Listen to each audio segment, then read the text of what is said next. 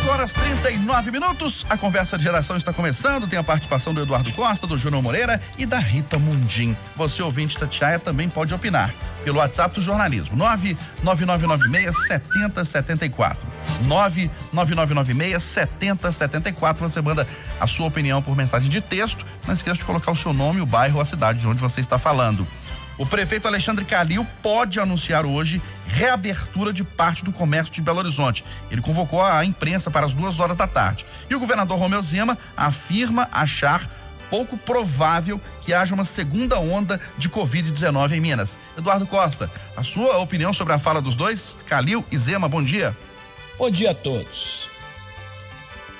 As últimas expectativas, as últimas frustrações, e o andar da carruagem, essa história do metrô essa semana, tudo deveria me aconselhar a dizer, vamos esperar o anúncio, não sei, será, talvez, mas eu, ousado que sou por natureza, não pretendo mudar, não tenho mais idade para isso.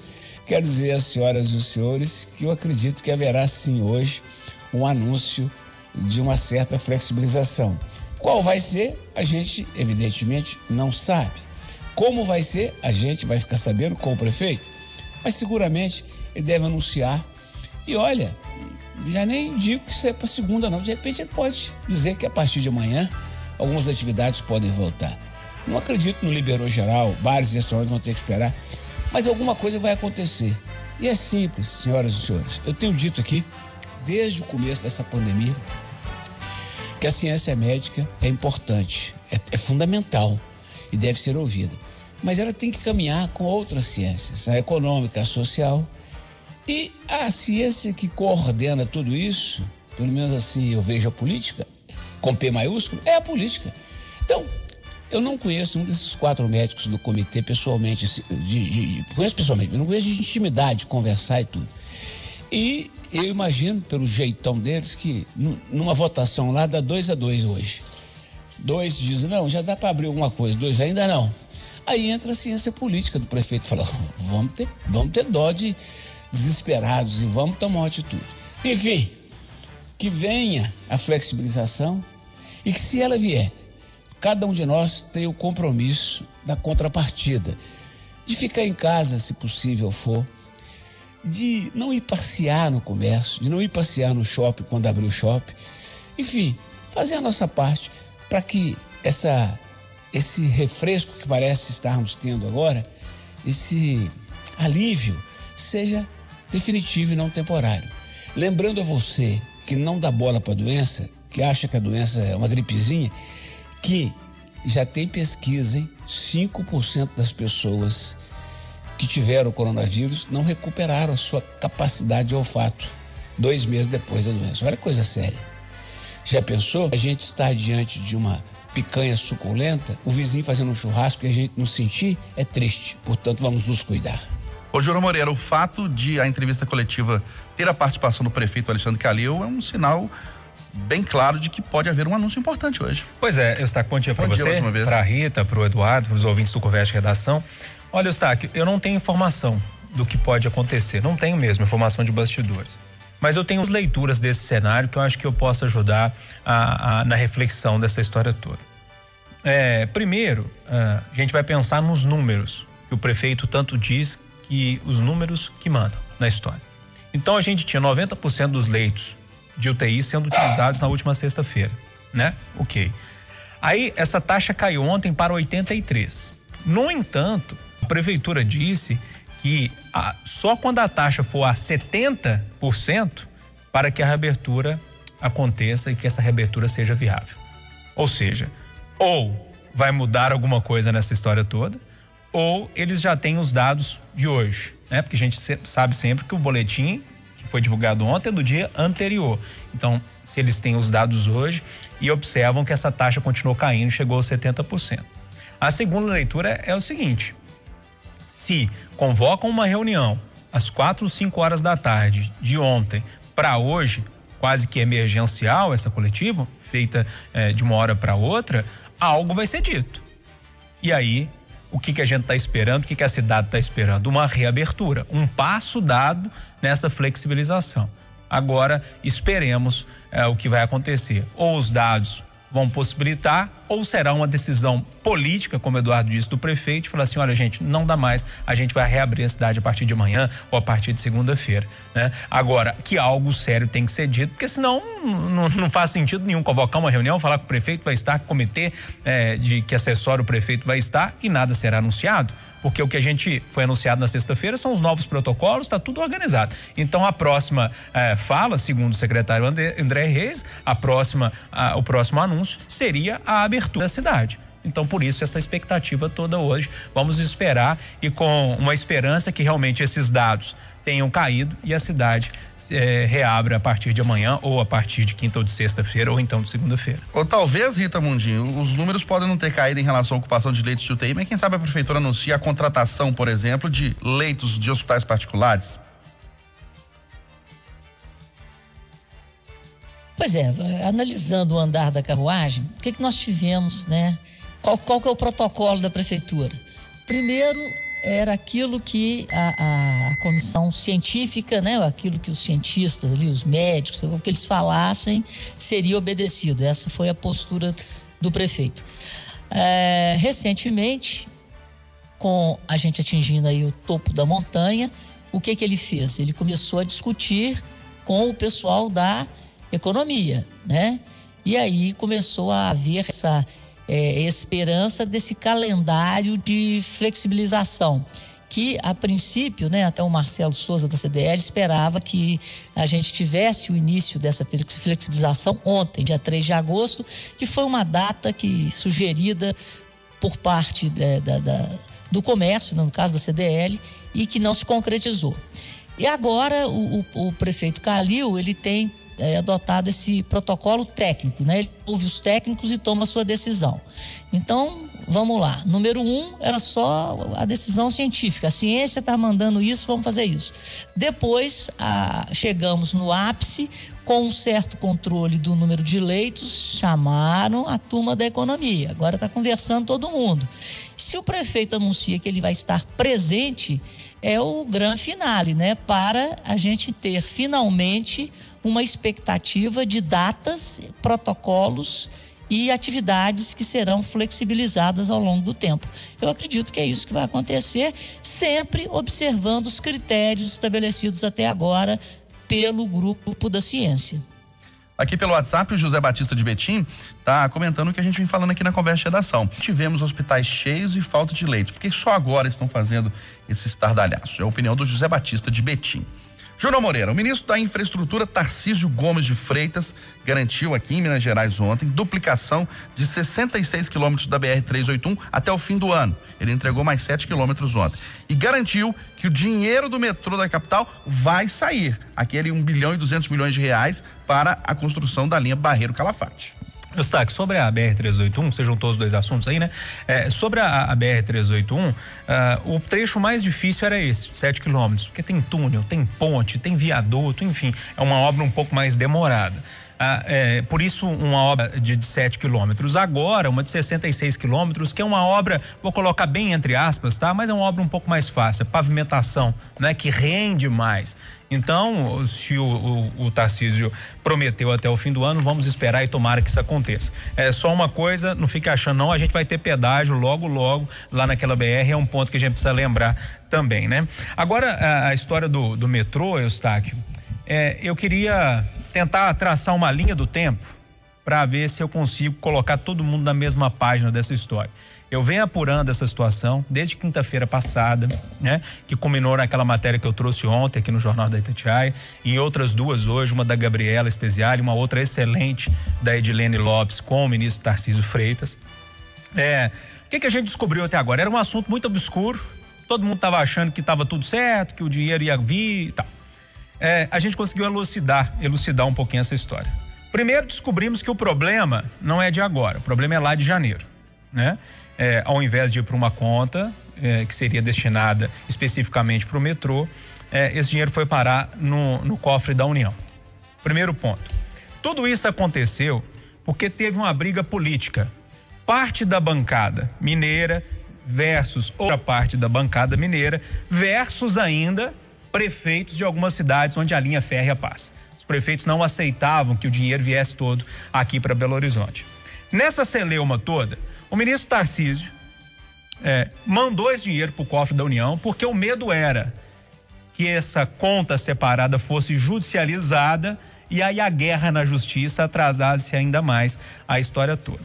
Tem mais um detalhe nessa história, porque colocando dinheiro no cofre da União e aí conseguindo tirar esse dinheiro, a gente tem um pai dessa história toda. Porque a guerra toda, Eustáquio, nessa história, é para ver quem vai ser o pai da linha 2 do metrô. Essa briga de vaidade e eleitoral da nossa bancada mineira fez com que o nosso metrô atrasasse. E vai atrasar essa linha 2 para realmente acontecer. Então, nós trouxemos aqui ontem também a preocupação de que quando o dinheiro entra no cofre da União, para ele sair de lá, até onde eu sei, não sei se tem alguma brecha nessa lei, porque a gente sempre encontra uma brecha ou outra, por medida provisória. Não dá para sacar esse dinheiro lá do nada, não, se ele não tiver no orçamento. Se ele tiver no orçamento, ok, você coloca e o dinheiro sai normalmente. Então, tem esse detalhe. A outra questão é esse dinheiro vir por meio do BNDES, né? Por meio de uma conta, a PPI, e isso tudo acontecer para o metrô aqui em Belo Horizonte. Então, a dúvida tá na caneta do Paulo Guedes. Ele que pode sacar esse dinheiro da poupança, entre aspas, do governo para destinar para a nossa obra aqui do metrô. O ministro Tarcísio disse a Edilene Lopes, repito, entrevista exclusiva da Edilene, que o acordo está de pé e o dinheiro vai sair, vai chegar para os cofres de Minas Gerais para a gente construir o metrô aqui de Belo Horizonte. Resumindo a história toda, nós dependemos agora de uma força política. Então, o prefeito Calil, Romeu Zema, bancada mineira, precisam levantar a bunda da cadeira, se unirem e fazer força política para que isso se concretize e o dinheiro chegue para a gente. O que era certo lá atrás não é tão certo assim. Mas, repito, tem promessa, então, clara do ministro Tarcísio e também de uma possível união da bancada mineira. Mais uma vez, vou voltar lá no começo da história. Tudo isso está acontecendo agora por causa de briga de vaidade e briga para quem vai ser o pai, entre aspas, disso tudo. Todo mundo quer a paternidade dessa história e acabou complicando um pouquinho essa linha 2 do metrô.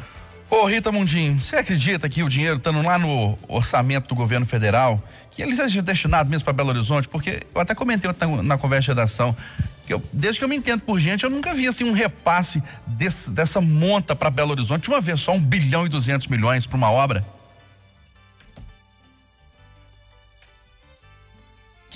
Olha, Eustáquio, eu espero não ser surpreendida e espero que a maioria da população se surpreenda, porque esse governo é muito pragmático e eu acredito muito no ministro da Infraestrutura. E quem entra no site do Ministério da Infraestrutura tem uma grata surpresa.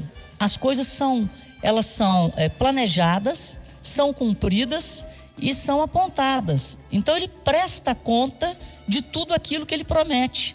E ele tem conseguido cumprir de forma exemplar, apesar da pandemia, com o seu calendário de obras.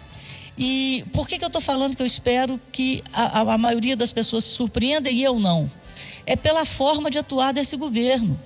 Eles vão no sentido do que é bom para o país e que é bom para a politicagem. E essa rodovia, pelo amor de Deus, a rodovia da morte poderia ser e deverá ser a rodovia da vida, dada a importância de logística que ela tem para o estado de Minas Gerais e para o Brasil. E eu acredito que o presidente Bolsonaro tem consciência disso, o ministro Paulo Guedes, todo mundo, é óbvio, e o Tarcisão, que eu admiro, a forma que ele atua no ministério tão importante para destravar os gargalos, os nós e o custo Brasil. Portanto, eu acredito no ministro, fico aqui empenhada, na palavra dele. Isso será feito. Acredito sim que o dinheiro será revertido e acredito também que esse dinheiro vai vir para o metrô de Belo Horizonte, porque eu estou falando isso tudo porque ninguém acreditava no que está acontecendo com a 381. Então, se a 381 está virando realidade, metrô também, esse trecho do metrô será a realidade. Eu fico com as palavras do ministro, acredito nele e nesse governo, nesse sentido de mudar essa cultura da politicagem para a cultura da prática do que é bom para a população brasileira. Aqui pelo WhatsApp, Eduardo Costa, o Marcos Deodorado diz o seguinte: fica uma pergunta, se a verba é federal, por que o metrô só expande para o lado de Belo Horizonte, Barreiro, Calafate? Contagem e Betim não merece? Mas a ideia é chegar lá, amigo. Se a gente conseguir fazer um pedacinho aqui, depois a gente chega lá. Vamos com calma, né? Primeiro nós precisamos ter metrô aqui, nós não temos não. Esse trem metropolitano a gente chama de metrô porque a gente é corajoso. Outra coisa, amigo, o Alex de Contagem, e hoje eu posso até dar moral pra ele, porque ele não é pré-candidato, mas não vai candidatar mais. O Alex falou, vamos levar até o Novo Eldorado. Ninguém ajudou, filho. Ninguém fez força. Os outros prefeitos, o Vitório de lá, o Carlos de cá, não ajudaram. Mas que eu não quero falar de metrô, não. Não? Não. Eu vou te explicar por quê. Eu dormi muito bem essa noite, senhor Stark, graças a Deus. Levantei hoje cedo, disposto. A caçula fez um pão de queijo. Na TV, a gente não pode ficar entrando em detalhes, mas uns resultados que 10 anos atrás pareciam impossíveis acontecem, senhor Stark. O senhor já captou, né? Sim. Trabalho para Vênus. Aí no rádio, primeiro eu dei aquela notícia, antes eu confirmei que o estado de Minas Gerais está com ocupação de leitos de CTI num percentual inferior a 2018. Olha que espetáculo.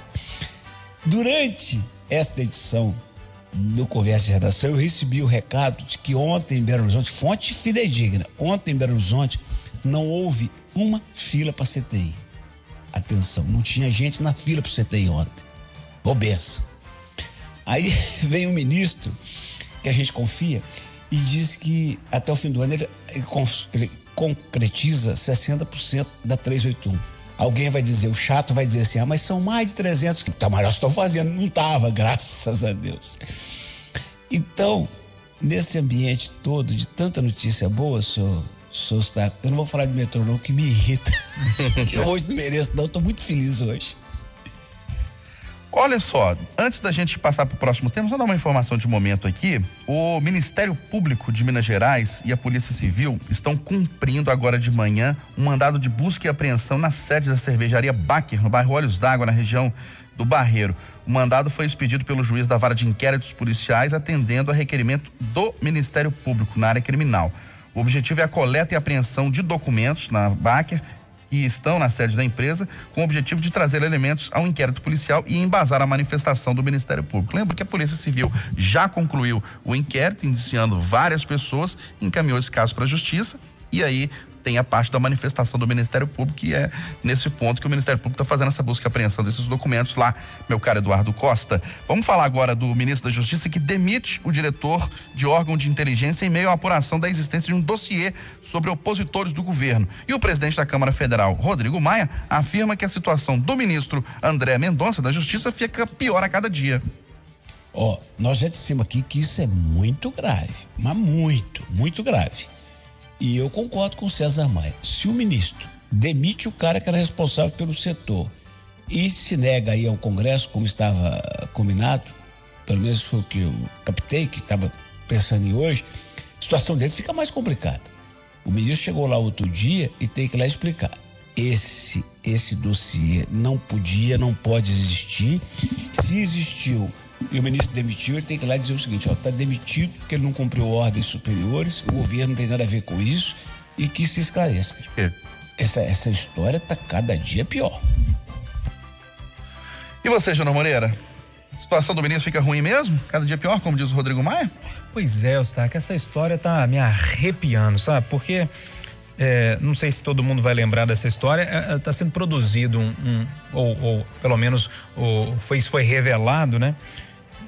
Que tá tendo do Rubens Valente, no blog do Rubens Valente, está sendo feito um dossiê para ficar observando o que as pessoas ou os servidores públicos que são contra o presidente Bolsonaro estão fazendo. Então, é uma espécie de local lá, de QG, para identificar quem não é a favor do governo, né?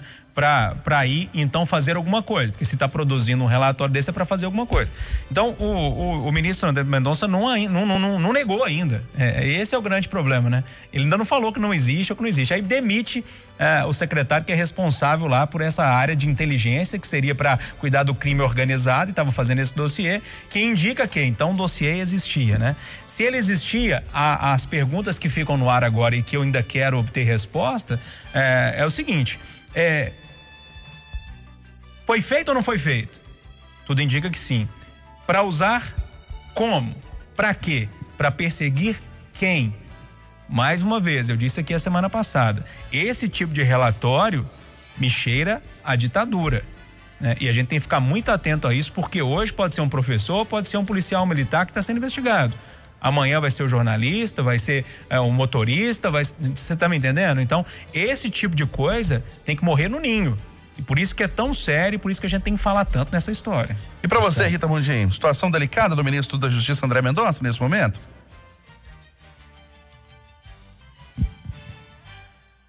Com certeza, né? Isso é que ele tem alguma coisa de podre no reino da Dinamarca, então fica uma coisa, isso tem que ser esclarecido quanto antes, mas não deve nem ocorrido essa suspeita, né? Nós estamos numa democracia, então você tem que ter liberdade, né? Então, a liberdade passa principalmente pela sua liberdade de expressão, de pensamento, de religião, né? Então a gente tem que respeitar os princípios básicos de uma democracia. E acredito que o ministro, né, ele tem que se explicar o mais rápido possível e da forma mais transparente possível.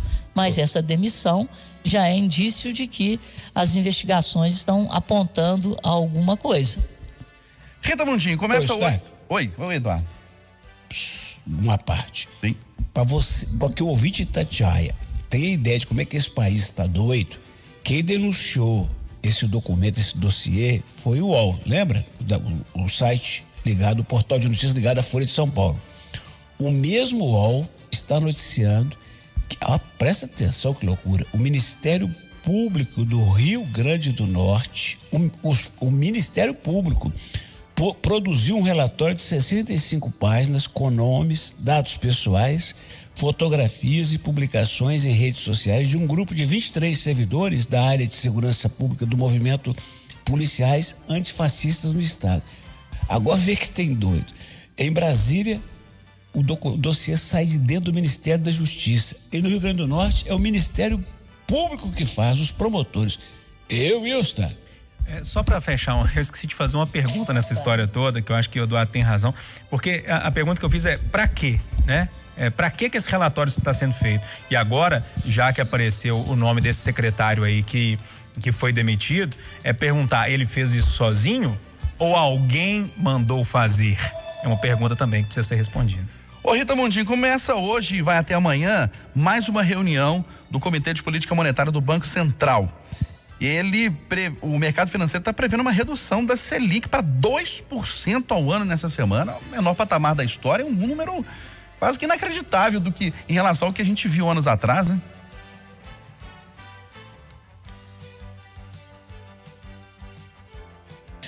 Por um lado, é muito bom a gente saber que nós estamos no menor patamar do preço do dinheiro no país, o que faz com que o dinheiro saia daquela ciranda lá para a produção. Nós viramos a chave do país da agiotagem para o país da produção. Mas, ao mesmo tempo, essa diminuição, ela mostra a fraqueza da atividade econômica e a fraqueza do consumo das famílias, porque a inflação está absolutamente baixa e sem nenhuma perspectiva de incremento. Então é isso que abre essa possibilidade de um novo corte. Então esse corte, ele está sendo feito, como se fosse uma ajuda da política monetária, tentativa de recuperar a atividade econômica numa velocidade maior. E acaba de sair aqui, o IBGE acabou de divulgar, a produção industrial em junho subiu 8,9% se comparada com maio. A expectativa era de 7,8%. Então, mais um dado bom que mostra que a economia brasileira, apesar da recessão que teremos, ela será menor do que aquela prevista no meio da pandemia. O governo está projetando 4,7%, o FMI quase 10%.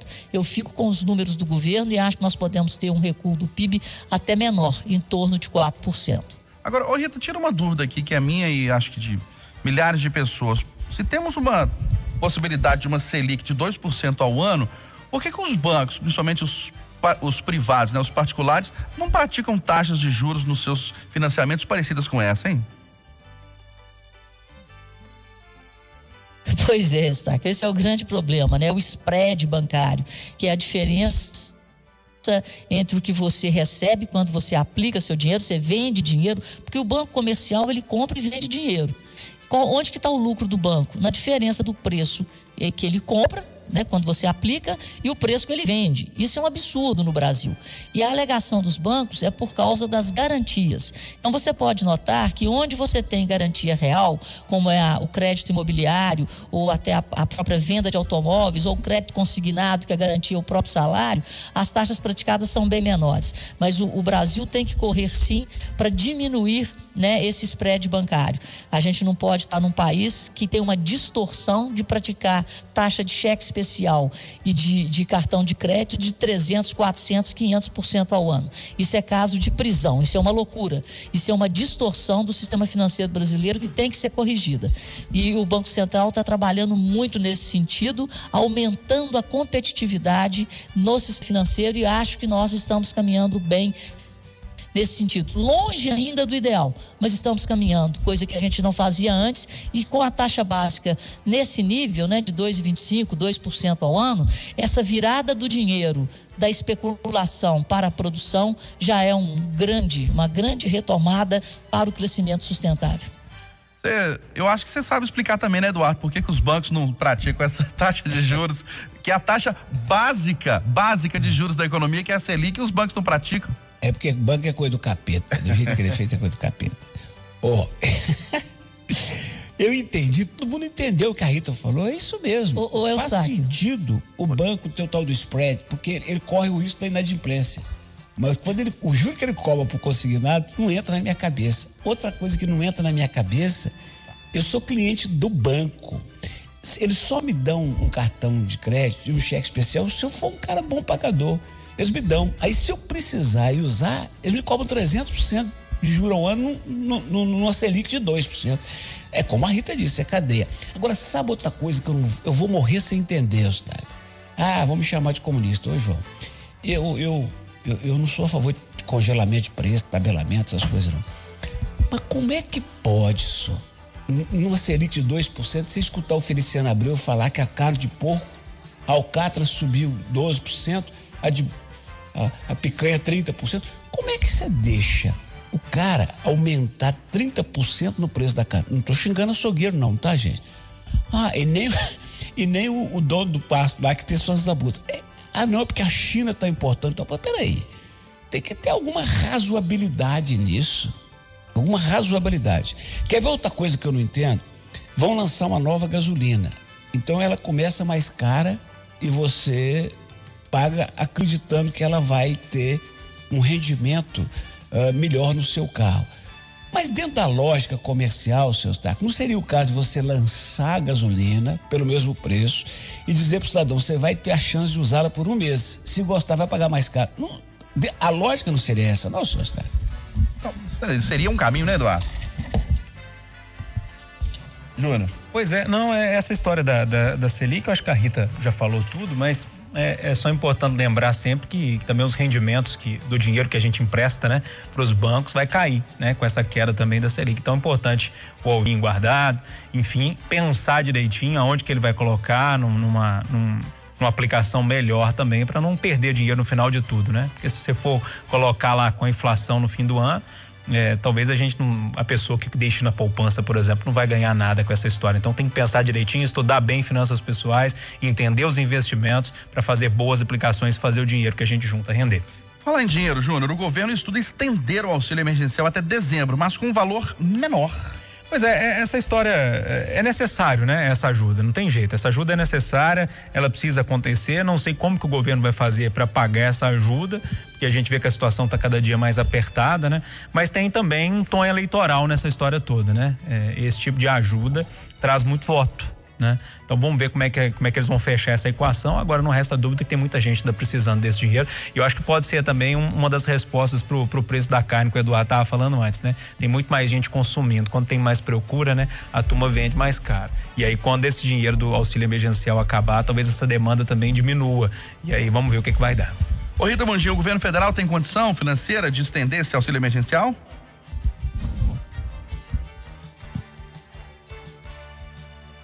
Olha, o papo que está rolando desde ontem à tarde, inclusive influenciou negativamente no comportamento da Bolsa e do mercado financeiro brasileiro, é que o governo está negociando para estender o estado de calamidade até 2021. E com isso, ele conseguir gastar além do teto, né? Então, a responsabilidade fiscal ficaria em segundo plano. Isso não é bom, sob o ponto de vista do mercado, você começar a gastar, porque essa dívida é da sociedade. Então a gente tem que medir bem isso aí, porque politicamente era o papo no Congresso, né? Que o governo poderia estender até 2021 para poder gastar além do teto no ano que termina no final desse ano. 9 horas 10 minutos, final da Conversa de Geração, final do Jornal da Itatiaia, primeira edição desta terça-feira. Apresentação, Aline Neves e Eustáquio Ramos. Vem aí, Cirantão. Ótimo dia a todos.